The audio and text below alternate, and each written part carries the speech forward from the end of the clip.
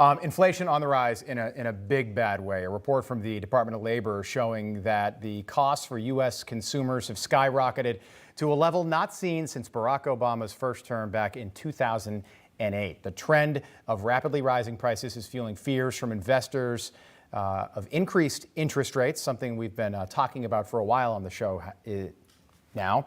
Joining us for more on this is the former chief economist under President Trump, Joseph Lavorgna. Joe, it is nice to see you again. Been a while. Hope you're having a good summer.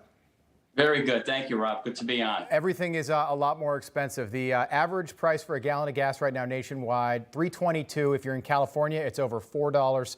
Some states it's even worse than that. So people are feeling this effect every time they go to the grocery store. I'm trying to do some construction on the house. We've put it on pause because labor costs and materials are way too high.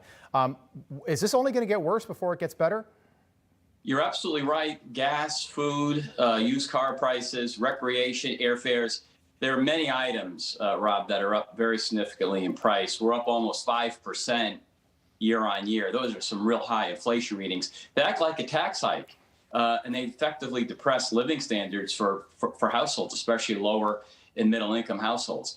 Having said all of that, these price gains largely reflect the fact that when I was in the White House, we were talking about a V-shaped recovery and that strong momentum carrying over into this year. So these price gains are largely what I would call a post-pandemic, if you will, a post-pandemic price level adjustment.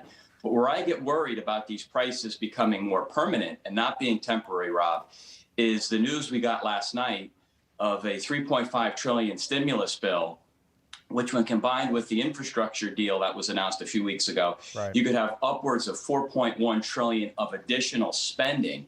That really poses a significant long-term inflation risk beyond what we're just seeing now, which I would argue is, at the moment, more temporary. Okay, so interesting point there. So we expected this post-pandemic. We expected there to be some inflation, a rise in prices, and some discrepancies because people are getting back to work, and we're all sort of trying to figure out what that looks like. But what we're looking at now, and Mitch McConnell addressed this on the Senate floor a day ago, and he basically said we're looking at something, to echo your point, that could be much more long-term. Take a listen. Families are feeling it everywhere, from the supermarket to the gas pump to the housing to the used car lot and beyond. All thanks in part to the Democrats' half-baked spending spree from this springtime. And now they want an even more absurd, even more damaging summer sequel? What Democrats say they want to force through this summer through reconciliation would make our current inflationary mess look like small potatoes. Joe, I want to get your reaction to that. Also, the consumer price index up 0.9% from last month. So almost a 1% jump in 1 month. Yeah, I mean, the inflation numbers the last 3 months have been significantly more than people have thought. Financial markets believe it's temporary. If you look at what the market believes inflation's likely to look like over the next 10 years, it's still only around 2.5%. However, to Mitch McConnell's point about spending, this actually is a more bipartisan issue than what may seem to be the case.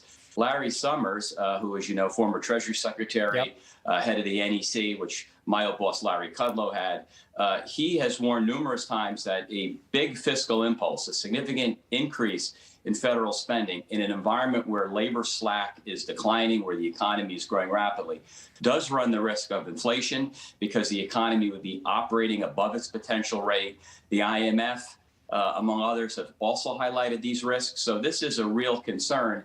And if we get as much spending as being proposed, my view on inflation will change. And it's very likely, Rob, we will get inflation ingrained in the system and what would be a temporary post-pandemic increase in prices becoming more permanent. Joe, just quickly, about 15 seconds, I want to know what you think we can do to solve this, what needs to happen.